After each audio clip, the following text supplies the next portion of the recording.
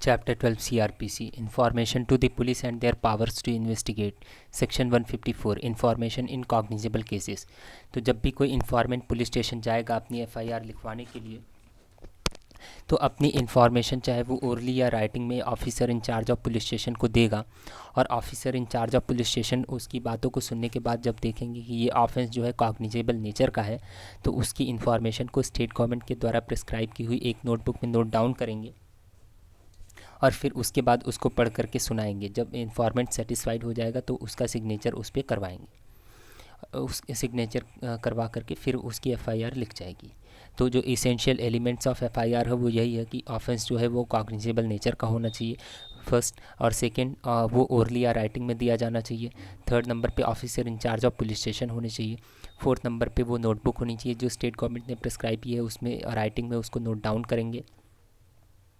और fifth number पे वो इन्फॉर्मेंट होना चाहिए, और सिक्स नंबर पे वो उसका सिग्नेचर, इन्फॉर्मेंट का सिग्नेचर उस पर होना चाहिए। तो these are the 6 essential elements of FIR. अब है प्रोविज़ो में बोल रहे हैं कि अगर कोई इन्फॉर्मेशन कोई विक्टिम है जिसके अगेंस्ट में जो ऑफेंस कमिट हुआ है वो है 326 के, 354 के, 376 के और 509 के। तो 326 जो है वो एसिड अटैक से रिलेटेड है, 354 सेक्सुअल ऑफेंसेस से, 376 रेप से, और 509 है insult the modesty of woman by word, gesture और एक्ट। तो ये सभी ऑफेंसेस अगर किसी वुमन के अगेंस्ट में कमिट हुए हैं इंडियन पिनल कोड के सेक्शन, इसमें इन सभी सेक्शंस में ऑफेंसेस कमिट हुए हैं किसी वुमन के अगेंस्ट में, तो जो उसकी इन्फॉर्मेशन होगी वो कोई वुमन पुलिस ऑफिसर या कोई वुमन ऑफिसर ही लिखेगी। यहाँ पे देखिए शैल है, शैल बी रिकॉर्डेड। शैल का मतलब होता है मैंडेटरी और मे का मतलब होता है डिस्क्रिशनरी। तो शैल है तो मतलब लिखा ही जाएगा, कोई वुमन पुलिस ऑफिसर ही लिखेगी। और यहाँ पे देखिए वुमन पुलिस ऑफिसर और एनी वुमन ऑफिसर, इन दोनों में डिफरेंस क्या है। वुमन पुलिस ऑफिसर का मतलब है कि कोई वुमन पुलिस ऑफिसर जिसको स्टेट गवर्नमेंट ने प्रिस्क्राइब किया कि इसी रैंक की वुमन पुलिस ऑफिसर जो है उस इंफॉर्मेशन को एफआईआर को लिखेंगी। लेकिन क्या हुआ कि उस टाइम पे वो उस रैंक की वुमन ऑफिसर नहीं है, वुमन पुलिस ऑफिसर नहीं है, तो उस रैंक से नीचे की भी कोई वुमन पुलिस ऑफिसर जो वहाँ पे है वो भी उस एफआईआर को लिख सकती है। अब है जीरो एफआईआर। जीरो एफआईआर का मतलब होता है कि अगर कोई पुलिस ऑफिसर जो एफआईआर लिख रहे हैं किसी ऑफेंस में, वो ऑफेंस उनके जुरिस्डिक्शन में कमिट नहीं हुआ है, लेकिन तब भी उनको लगता है कि इसकी एफआईआर लिखी जानी चाहिए तुरंत, तो उसकी एफआईआर वो लिख रहे हैं और उनके जुरिस्डिक्शन में वो ऑफेंस कमिट नहीं हुआ है, तो उस एफआईआर को जब लिखेंगे तो उसका जो सीरियल नंबर होगा वो 0 लिखेंगे। और उसको लिखने के बाद उस एफआईआर को जो जिन officer in charge of police station के जुरिस्डिक्शन में वो ऑफेंस कमिट हुआ है उनके पास उस एफआईआर को फिर भेज देंगे लिखने के बाद।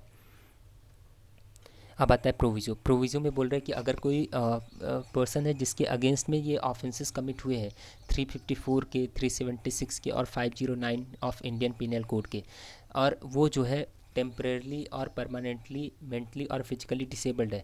तो कोई पर्सन है जिसके अगेंस्ट में ऑफेंसेस कमिट हुए 354 के, 376 के और 509 के, वो मेंटली और फिजिकली डिसेबल्ड है, चाहे वो परमानेंटली डिसेबल्ड हो या टेम्परेरली डिसेबल्ड हो, तो उसकी जो इन्फॉर्मेशन है उसके घर पे ही लिखी जाएगी या कोई और जगह जहाँ पे उसको ठीक लगेगा, उसके कन्वीनियंट का जो प्लेस होगा वहाँ पे उसकी इन्फॉर्मेशन लिखी जाएगी।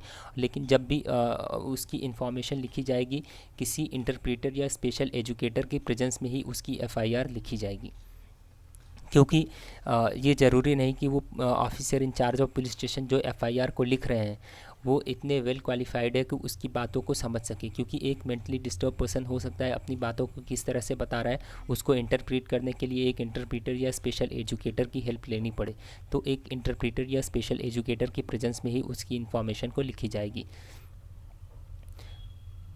अब आता है क्लॉज बी।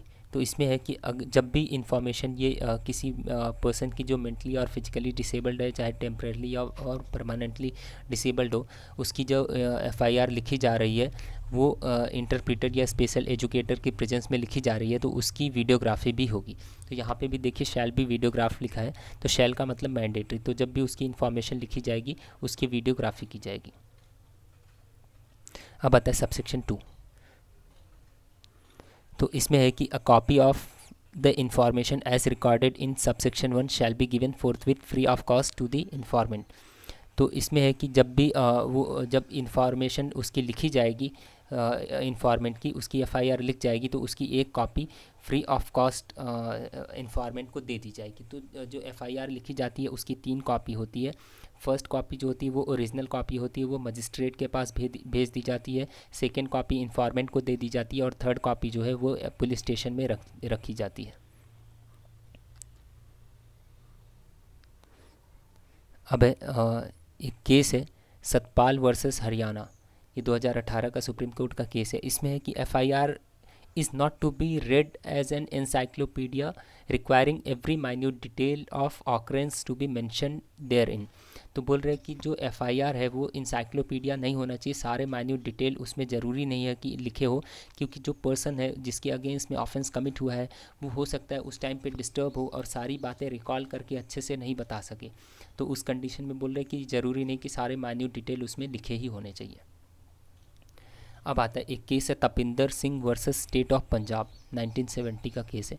तो इसमें बोले कि अगर टेलीफोनिक इन्फॉर्मेशन दी जा रही है, टेलीफोन पे जो है एफआईआर लिखवाई जा रही है, तो सारी चीज़ें क्लियरली मेंशन होनी चाहिए। जो इन्फॉर्मेशन दे रहे हैं वो अपना नाम, एड्रेस, सारा सब कुछ क्लियरली बताएं और उसके बाद तभी उन टेलीफोनिक इन्फॉर्मेशन मानी जाएगी। नहीं तो अगर वो कुछ भी क्लियर इन्फॉर्मेशन नहीं देते, अपना नाम, एड्रेस और जो जो इन्फॉर्मेशन उनसे पूछी जाती है अगर वो क्लियरली नहीं देते हैं तो उनकी टेलीफोनिक इन्फॉर्मेशन नहीं लिखी जाएगी और एफआईआर टेलीफोन पे रजिस्टर्ड नहीं होगी।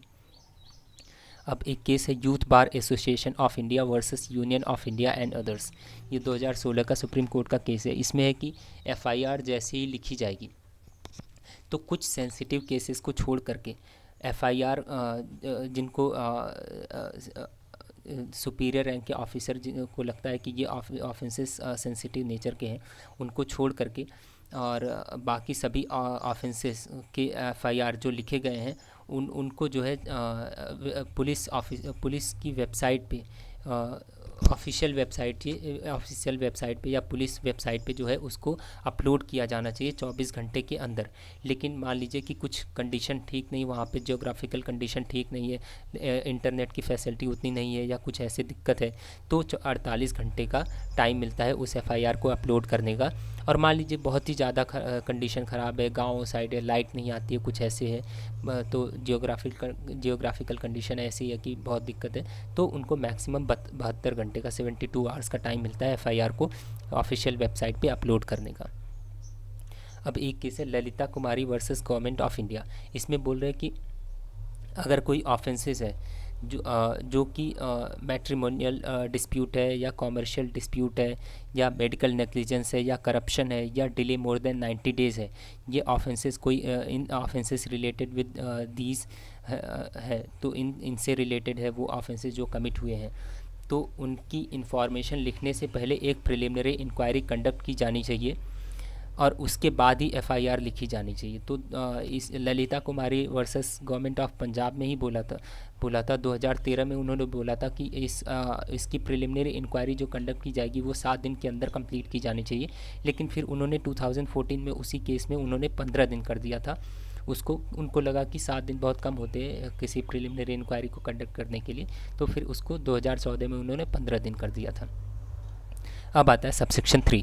इसमें है कि अगर कोई पर्सन है जो पुलिस स्टेशन जाता है अपनी एफआईआर लिखवाने के लिए, लेकिन उसकी एफआईआर वहाँ से नहीं लिखी जाती है, तो वो अपनी इन्फॉर्मेशन राइटिंग में लिख करके सुपरिटेंडेंट ऑफ पुलिस को बाय पोस्ट भेज सकता है, जो कंसर्न सुपरिटेंडेंट ऑफ पुलिस को बाय पोस्ट भेज सकता है। और उसके बाद कंसर्न सुपरिटेंडेंट ऑफ पुलिस को अगर उसको देखने के बाद लगता है कि ऑफेंस जो है वो कॉग्निजेबल नेचर का है, तो या तो वो खुद ही उसमें इन्वेस्टिगेशन करेंगे या किसी ऑफिसर को जो है पुलिस ऑफिसर को इन्वेस्टिगेशन करने के लिए बोल देंगे। और जब वो कोई और पुलिस ऑफिसर को इन्वेस्टिगेशन करने के लिए बोलेंगे तो उस पुलिस ऑफिसर के पास वो सारी पावर्स होंगी जो एक officer in charge of police station के पास होती है इन्वेस्टिगेशन करते टाइम पे। अब है एक केस है Sakiri Vasu versus state of UP, 2007 का केस है। इसमें बोला है कि अगर कोई इन्फॉर्मेंट पुलिस स्टेशन जाता है अपनी एफआईआर लिखवाने के लिए अंडर सेक्शन 154(1) में, तो officer in charge of police station अगर उसको रिफ्यूज़ कर देते हैं, नहीं लिखते हैं उसकी एफआईआर को, तो वो 154(3) में सुपरिटेंडेंट ऑफ पुलिस के पास जा सकता है। वहाँ से भी अगर एफआईआर उसकी नहीं लिखती है तो अंडर सेक्शन 36 में वो सुपीरियर ऑफिसर के पास जा सकता है। देखिए, अगर आप अंडर सेक्शन 36 ऑफ सीआरपीसी देखेंगे तो उसमें है कि officers those who are superior in rank to the officer in charge of police station में exercise the same power of officer in charge of police station. तो वो सारी पावर एक्सरसाइज कर सकते हैं, तो वो अंडर सेक्शन 36 में सुपीरियर ऑफिसर के पास जा सकते हैं। अगर वहाँ से भी नहीं लिखी गई तो वो अंडर सेक्शन 156(3) ऑफ सीआरपीसी में मजिस्ट्रेट के पास जा सकते हैं अपनी इन्फॉर्मेशन को लिखवाने के लिए। और अगर वहाँ से भी उनकी इन्फॉर्मेशन नहीं लिखी गई तो अंडर सेक्शन 200 ऑफ सीआरपीसी वो क्रिमिनल कंप्लेंट कर सकते हैं जुडिशल मजिस्ट्रेट के पास, वहाँ से उनकी एफआईआर लिख जाएगी। अगर वहाँ से भी नहीं लिखी गई तो वो under section 482 of CrPC high court जा सकते हैं और वहाँ से अपनी एफआईआर लिखवा सकते हैं। अगर वहाँ से भी नहीं लिखी तो under article 226 of Indian constitution वो एक रिट फाइल कर सकते हैं हाई कोर्ट में एफआईआर लिखवाने के लिए। अगर वहाँ से भी उनके ग्रीवांसेस परसिस्ट करते हैं तो वो फिर under article 32 of Indian constitution they में approach to Supreme Court for registration of their FIR. तो वो जिनकी एफआईआर नहीं लिखी जाती है रिट के बाद भी वो लोग जो है वो जा सकते हैं under article 32 of Indian constitution supreme court. तो सिर्फ एफआईआर लिखवाने के लिए ही एक पर्सन जो है पुलिस स्टेशन से लेकर के सुप्रीम कोर्ट तक जा सकता है। अब एक केस है हासिब वर्सेस स्टेट ऑफ बिहार। इसमें है कि object and scope of FIR. तो object and scope of FIR, इसका पर्पस क्या है, एफआईआर लिखने का क्या स्कोप है, क्या ऑब्जेक्ट है, ये बोला गया है। तो इसमें भी यही बोला गया है कि इन्फॉर्मेंट की साइड से जो एफआईआर लिखवाने का पर्पस ये है कि to set the criminal law in motion. तो क्रिमिनल लॉ को मोशन में करता है, मतलब चला देता है, चलाने के लिए, आगे बढ़ाने के लिए एक पहला स्टेप जो लिया जाता है ऑफेंस में वो यही है एफआईआर। तो क्रिमिनल आगे के स्टेप्स के लिए वो इन्फॉर्मेंट की साइड से ऐसे एफआईआर लिखवाई जाती है। और from the point of view of investigating authority के पॉइंट ऑफ व्यू से है कि एफआईआर लिखने के बाद उनके पॉइंट ऑफ व्यू से obtain information about the alleged criminal activity. तो जो क्रिमिनल एक्टिविटी है, एलीज्ड क्रिमिनल एक्टिविटी जिसके रिगार्डिंग एफआईआर लिखवाई गई है, उसमें वो इन्फॉर्मेशन कलेक्ट करते हैं। तो उनको उनके पॉइंट ऑफ व्यू से इन्फॉर्मेशन उसमें निकालना उस ऑफेंस में। अब एक केस है Gajanan Dashrath Kharate versus state of Maharashtra. तो इसमें है कि अगर कोई एफआईआर लिखने में डिले होता है तो एक ये पॉसिबिलिटी क्रिएट करता है कि लोग जो है एफआईआर लिखवाने के पहले स्टोरी का कॉन्कॉक्शन कर सकते हैं कि story may be concocted by the informant. इसलिए जैसे ही ऑफेंस कमिट हो जल्दी से जल्दी एफआईआर लिखवाई जानी चाहिए, जिससे कि उनको संदेह ना उसमें उत्पन्न हो कि एफआईआर लिखवाने में जितना डिले हुआ उसमें उन्होंने स्टोरी कुछ फ्रेम की और फिर उसके बाद तब एफआईआर लिखवाई। तो जितना जल्दी से जल्दी एफआईआर लिखवाया जाएगा उतनी उसकी रिलायबिलिटी बढ़ेगी। अब सेक्शन 155 इसमें है कि information as to cognizable cases and investigation of such cases. तो इसमें है कि when information is given to an officer in charge of police station of commission with the limits of such station of a non cognizable case. तो इसमें है कि जब कोई ऑफेंस कमिट हुआ है वो नॉन कॉग्निजेबल नेचर का है और वो officer in charge of police station को दिया जाता है, तो officer in charge of police station उस इंफॉर्मेशन को वो अपने साथ नोटबुक में नोट डाउन करेंगे और स्टेट गवर्नमेंट के द्वारा प्रिस्क्राइब की हुई नोटबुक में नोट डाउन करेंगे और उसके बाद उस इंफॉर्मेशन को और इन्फॉर्मेंट को जो है उस इन्फॉर्मेंट को मजिस्ट्रेट के पास भेज देंगे। तो ये जो नॉन कॉग्निजेबल ऑफेंस में वो इंफॉर्मेशन लिखते हैं उसको एनसीआर बोलते हैं। तो एनसीआर बना करके और उसके बाद फिर इन्फॉर्मेंट को मजिस्ट्रेट के पास भेज देंगे। अब आता है सबसेक्शन 2। इसमें है कि no police officer shall investigate a non cognizable case without the order of magistrate having power to try such case और commit the case for trial.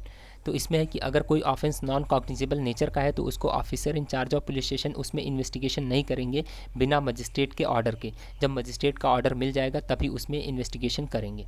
अब है सबसेक्शन 3 है कि any police officer receiving such order, मतलब अगर किसी police officer को non cognizable offence में इन्वेस्टिगेशन करने का ऑर्डर मजिस्ट्रेट से मिल गया तो उसमें सिर्फ वो इन्वेस्टिगेशन करेंगे, अक्यूज़ड को अरेस्ट नहीं करेंगे, किसी को अरेस्ट नहीं करेंगे।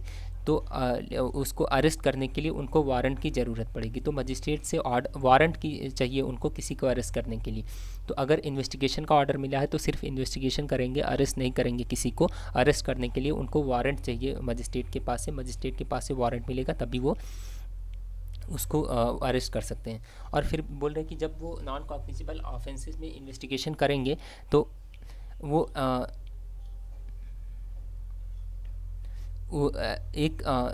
इस तरह से करेंगे जैसे कि वो कॉग्निजेबल केसेस में इन्वेस्टिगेशन करते हैं, वो उस तरह से उनके पास वो सारी पावर होंगी और उसी तरह से वो इन्वेस्टिगेशन करेंगे जैसे एक कॉग्निजेबल ऑफेंस में इन्वेस्टिगेशन किया जाता है। भले ही वो नॉन कॉग्निजेबल ऑफेंस में इन्वेस्टिगेशन कर रहे हैं लेकिन उनके पास सारी पावर्स होंगी एक उसमें इन्वेस्टिगेशन करने के लिए एक कॉग्निजेबल केस में जैसे उनके पास पावर होती। अब है subsection 4, where a case relates to 2 or more offences. तो अगर 2 या 2 से अधिक ऑफेंसेस हैं जिसमें से अगर एक भी कॉग्निजेबल नेचर का है तो एज अ होल सारे कॉग्निजेबल ऑफेंस में माने जाएंगे। तो अगर 2 या 2 से अधिक ऑफेंसेस कमिट है उसमें से कुछ कॉग्निजेबल है कुछ नॉन कॉग्निजेबल है तो ये है कि इसकी एफआईआर लिखी जाएगी कि एनसीआर बनेगी। तो उसमें से अगर एक भी कॉग्निजेबल है तो एज अ होल वो कॉग्निजेबल ऑफेंस माना जाएगा और उसकी एफआईआर लिखी जाएगी। इसको मैथमेटिकल फार्मूला से भी समझ सकते हैं, cognizable plus non cognizable is equal to cognizable offence. अब है section 156, police officers power to investigate cognizable case. तो इसमें है कि अगर कोई police officer in charge of police station है वो जो है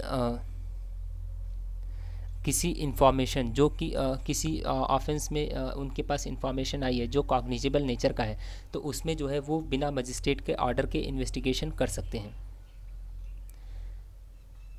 Case which a court having jurisdiction over the local area with the limits of such station would have power to inquire into or try under the provisions of the provisions of the chapter 12। तो बोल रहे हैं कि अगर कोई offence cognizable nature का है तो उसमें मजिस्ट्रेट के ऑर्डर की ज़रूरत नहीं है और उसमें जो है बिना ऑर्डर के ही वो इन्वेस्टिगेशन शुरू कर सकते हैं।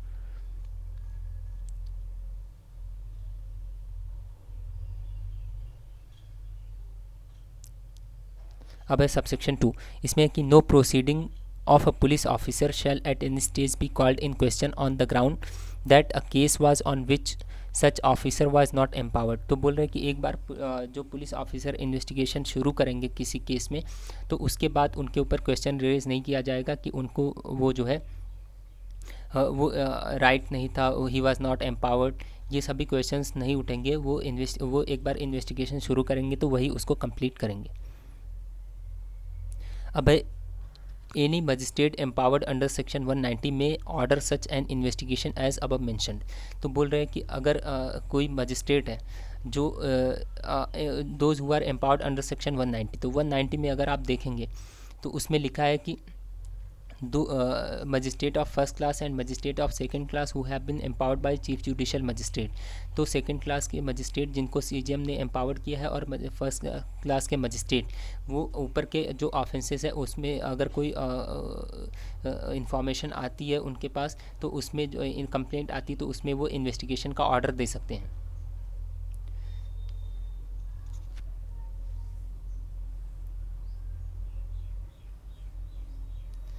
तो आप 190 देखेंगे तो उसमें है कि मजिस्ट्रेट जो है कॉग्निजेंस ले सकते हैं 3 केसेस में, एक पुलिस रिपोर्ट पे, दूसरा कंप्लेंट पे और तीसरा कोई इन्फॉर्मेशन देता है एक कोई पर्सन या उनको कहीं से मिलती है और जो कोई पर्सन देता है who is not a police officer other than police officer से इन्फॉर्मेशन मिलती है तो उसमें वो कॉग्निजेंस ले सकते हैं।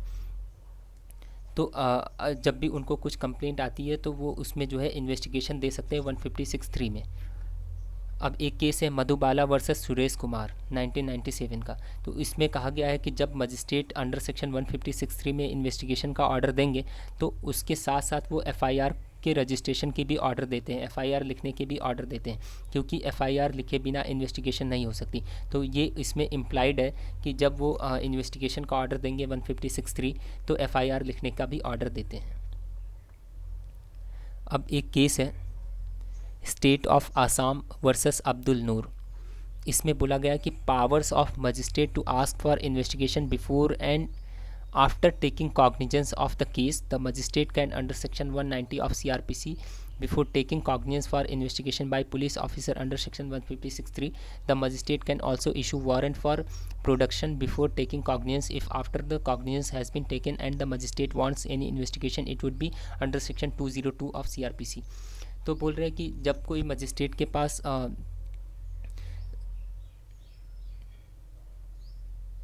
जब मजिस्ट्रेट कॉग्निजेंस लेते हैं 190 में, तो उसके कॉग्निजेंस लेने के पहले उनको लगता है कि अभी इसमें इन्वेस्टिगेशन की ज़रूरत है, तो वो अंडर सेक्शन 156(3) में इन्वेस्टिगेशन का ऑर्डर दे सकते हैं।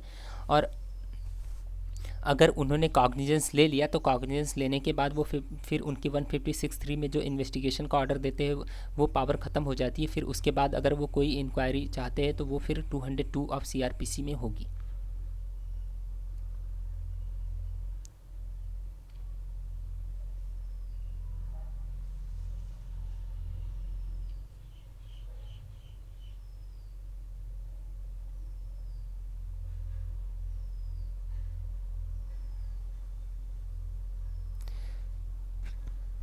अब है सेक्शन 157 प्रोसीजर फॉर इन्वेस्टिगेशन।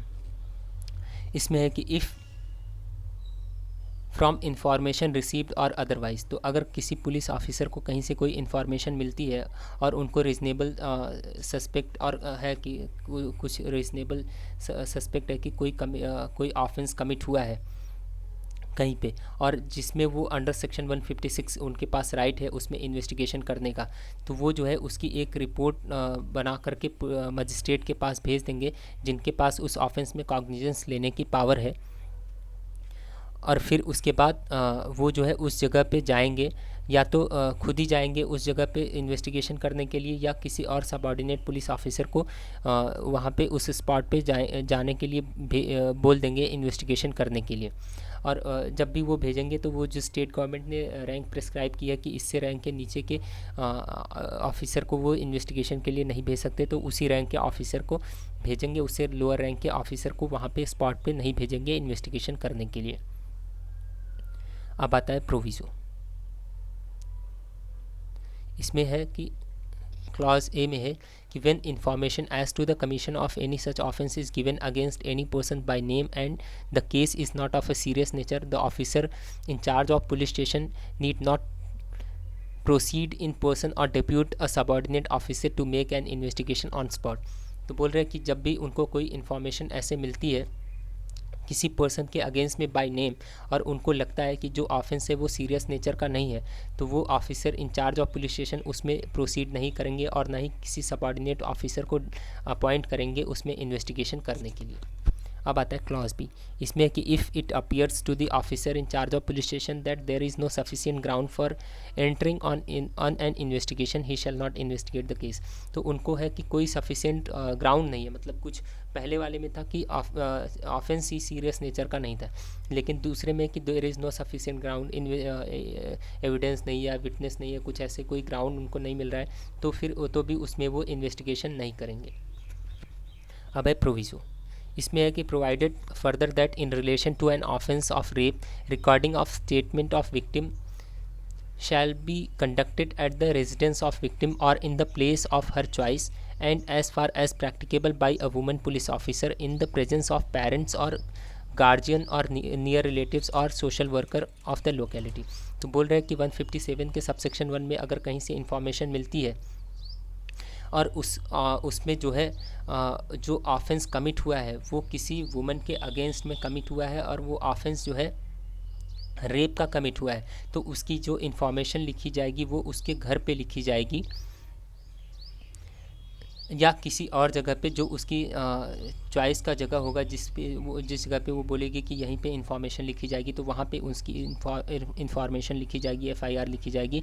और उसकी जब वो इंफॉर्मेशन लिखी जाएगी तो उसकी पेरेंट्स के प्रेजेंस में, या गार्जियन के, या कोई नियर रिलेटिव है उनके प्रेजेंस में, या सोशल वर्कर उस लोकेलिटी के हैं उनकी प्रेजेंस में उसकी एफआईआर लिखी जाएगी, उसकी इंफॉर्मेशन लिखी जाएगी। अब आता है सबसेक्शन 2।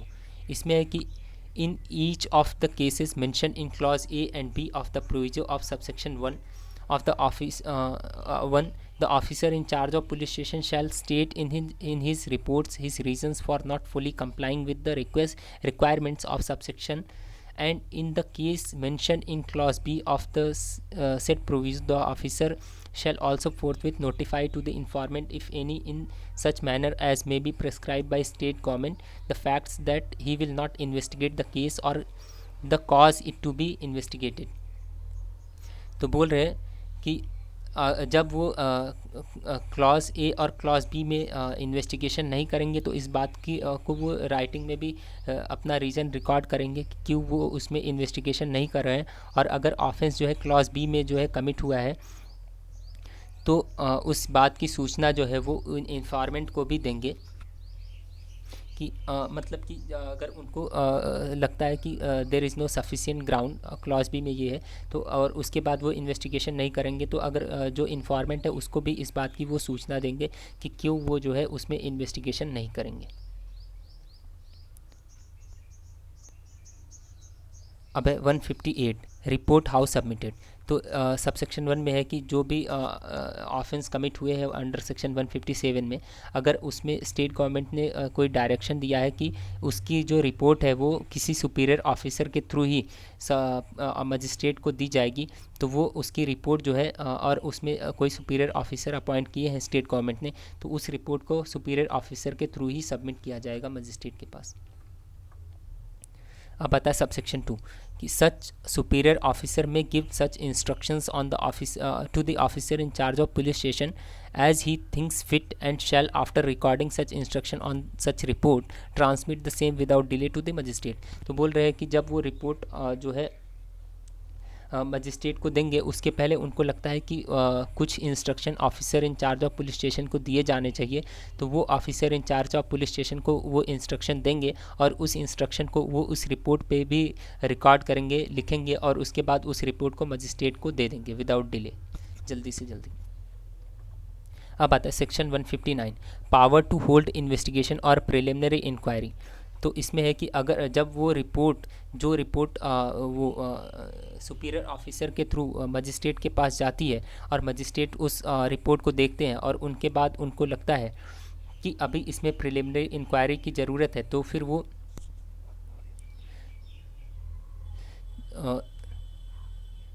या जब वो रिपोर्ट उनके पास आती है तो उनको अगर लगता है कि अभी उसमें इन्वेस्टिगेशन है तो उसमें इन्वेस्टिगेशन का ऑर्डर दे सकते हैं मजिस्ट्रेट।